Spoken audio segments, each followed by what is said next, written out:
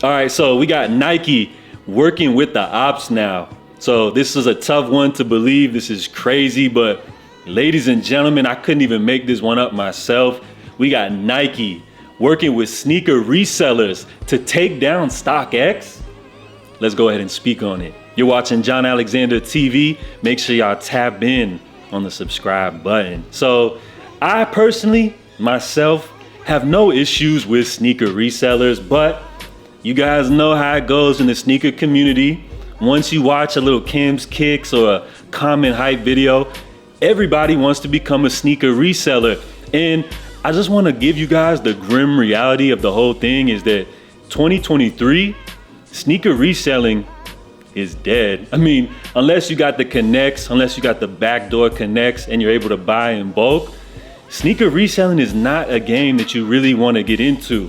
You know, it's cool to just buy a couple of pairs here and there, you know, maybe buy one pair for retail and another to flip, but becoming a full-time sneaker reseller is just dead. So let's get that out the way. I have nothing personal against sneaker resellers, but we got to draw a line in the sand. I'm a consumer, they're the reseller. So at this point, they're the ops. So you guys know Nike and Stockx, they've had a crazy history over the last year or so with countless different lawsuits being named. Well, it looks like we have a crazy allegation here against Stockx. So according to this sneaker reseller, they actually purchased an undisclosed amount of pairs from Stockx. So this was a person that was looking to buy a bunch of pairs of Jordan 1s in different colorways that had recently released. And you guys know how it goes with sneaker resellers. When the market dips, it makes sense to go ahead and buy up a bunch of pairs in hopes that once the market recovers, you can then go ahead and sell those pairs, thus making a profit. So this individual purchased an undisclosed amount of various Jordan 1 colorways, and it turns out that out of all of the pairs that he purchased, 38 of those pairs turned out to be fake. So that's a crazy allegation against Stockx. I myself want to know how many pairs that he bought in total, because it would be crazy to see like what percentage, you know, of these pairs were actually fakes. So in official court documents right here, it states that as the court may recall, between March and July of 2022, Stockx authenticated and sold at least 38 pairs of counterfeit Nike shoes to a consumer named Blank, who is a sneaker collector and reseller. So Nike contacted this individual and visited on July 22nd, 2022 to inspect the Nike shoes that he bought. On Stockx platform, Nike confirmed that at least 38 pairs of Nike shoes bought on Stockx platform are counterfeit. Nike did not take possession of these shoes, and Blank unfortunately returned the shoes to Stockx for a full refund. All right, so it looks like this reseller bought a bunch of different various Jordan 1 colorways, including the University Blue, as well as the Mocha 1s, and 38 pairs of those were actually deemed as fake.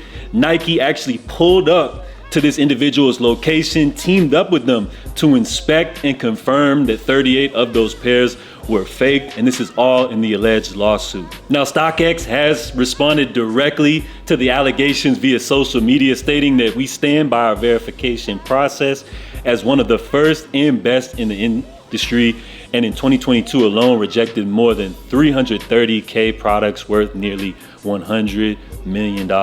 So things are looking crazy for Stockx because November of last year, Stockx removed the 100% authentic guarantee and no longer allow customers to make returns. So they claim that if you get a product that is defective or something like that, you cannot return it, but in return, what you can do is go ahead and resell it again on Stockx for an unfortunate victim to go ahead and then get that product and have to go through the same process again. So we got Nike teaming up with the ops, teaming up with sneaker resellers to take down their arch nemesis, Stockx. So it's got me even questioning myself, some of my purchases from Stockx throughout the years.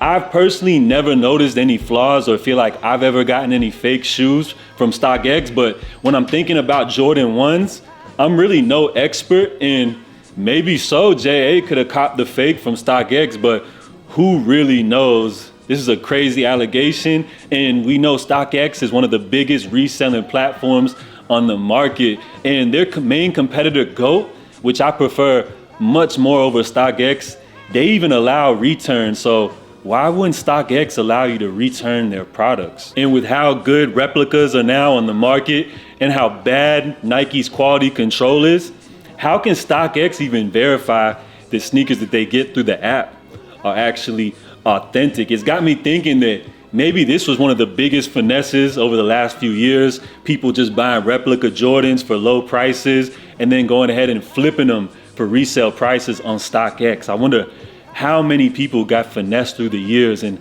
how many resellers got rich flipping fakes on StockX. It's just something interesting to think about, being as that StockX is one of the biggest reselling platforms in the sneaker community. This is a wild story.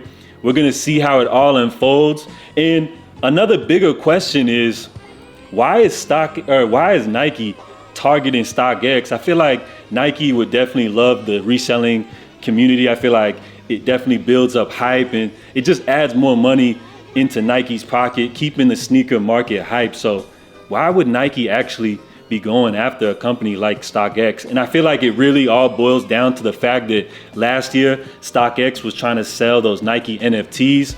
And I feel like Nike just doesn't want them to profit off those NFTs, which is why they're coming for them now for selling these alleged fake pairs. So it's a wild story.